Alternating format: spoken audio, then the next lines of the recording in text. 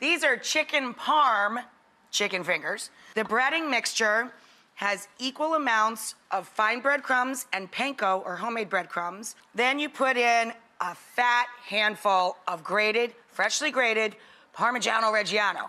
The cheese is what makes them parm.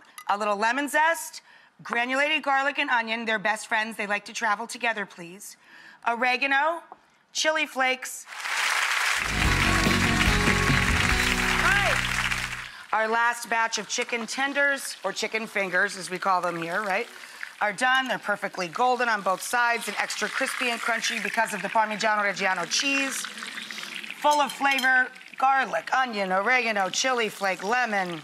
Look at that, 2 trays from 4 pieces of breast, great. A giant pile of our Italian chicken parm crusted fingers, and plenty of our tomato basil dipping sauce.